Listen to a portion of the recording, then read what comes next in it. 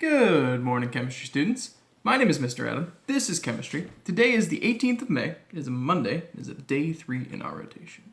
So, good morning, everybody. I hope you all had a lovely weekend. It was nice and sunny and bright and warm outside. It was a great weekend. Maybe you got to go do something with some of the new businesses that are opening up with restrictions. Hopefully you got to get outside and enjoy yourself and get ready for the upcoming summer break. So speaking of summer break, we only have about 3 weeks left until we are completely done with school for the year, which is very exciting. It's exciting normally anyways, but it's especially exciting with school at home that we don't have to think about this again for a little while. Not sure exactly what the fall holds yet, if we'll be doing online school at home, something like that, but whatever we're doing, we'll get through it. The good news is we only have 3 weeks left until we get to have a nice long break and not think about it again for a while. So, couple things today. We have a help session coming up tomorrow for those of you who did not manage to pass the Unit 2 Section 2 quiz. So we will be on for that. If I sent you an email for that, make sure you are online and ready to go for that. And then the other thing is that today we don't have a formal assignment, but we will have our final lesson 16 assignment tomorrow. So we're going to review a little bit for that. Hopefully you watched the video on Friday that featured the lovely Kristen in that, talking about electronegativity and polarity, reading the comic on polar bears and penguins, and talking about how that factored into this thing that we call polarity. So today's going to be a quick video.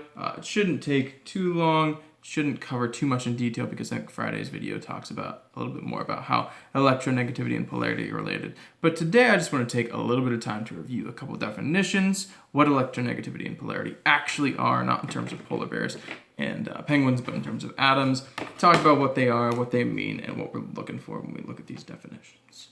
So obviously in our section, the first term we have is called electronegativity.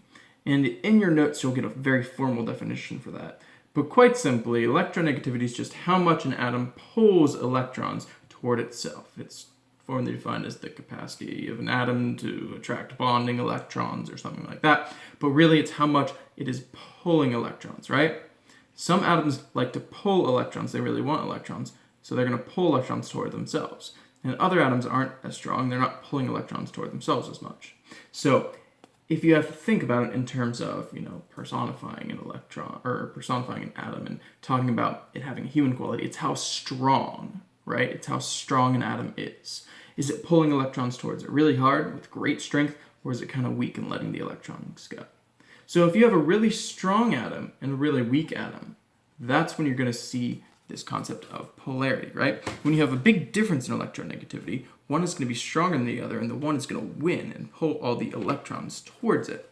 And so that difference in electronegativity is really important to us in this section. And it results in this thing that we call polarity. So the main idea in this whole section, in section 3 of this unit, is polarity. Okay? Polarity, quite simply, is whether or not a bond or an entire molecule has a charge, right?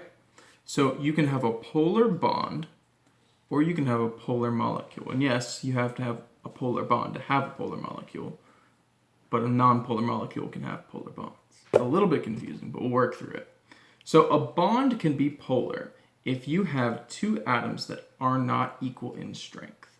So if you have hydrogen and chlorine, they're not equal in strength. One is going to be stronger than the other, and that's going to create a difference in electronegativity where one will be partially positive and the other will be partially negative.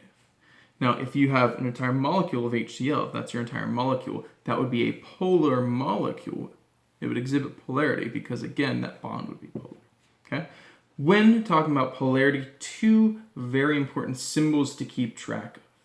So this is a lowercase delta. It's a Greek letter. And that lowercase delta means partially.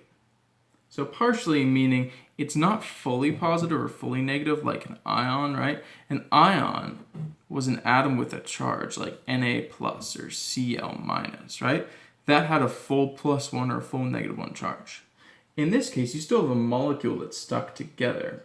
So the atoms don't have full charges. They're not separated and have full charges, but they are partially charged, right? One has more electrons, and that's going to make it partially negative. One has the electrons pulled away from it and has less electrons, and it's going to be partially positive. So again, with polarity, the big thing to look for is you see polarity when you see a difference in electronegativity. So this depends on the difference in electronegativity.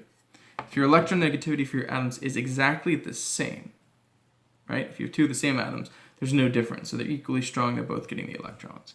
But if there's a bigger difference in electronegativity, which we're going to examine a lot more in the next section in lesson 17, if there's a big difference in electronegativity, that's when you're going to start to see polarity, polar bonds, polar molecules, because one is stronger than the other, pulling all the electrons towards it. So not a lot for you today. Like I said, you're just doing the reading, the actual textbook reading, and watching Ms. Marnick's video today, and then tomorrow you'll take another assignment. We'll keep talking about electronegativity, the differences and how that causes polarity, and we'll wrap up polarity at the beginning of next week, have the Unit 2 test sometime next week, and then we'll be moving on to the last unit and the end of the year. So I hope you all have a great Monday. Enjoy yourself. Get some work done, and I will talk to you all tomorrow. Let's go to 1, 2, 3. Clap on me. See you tomorrow.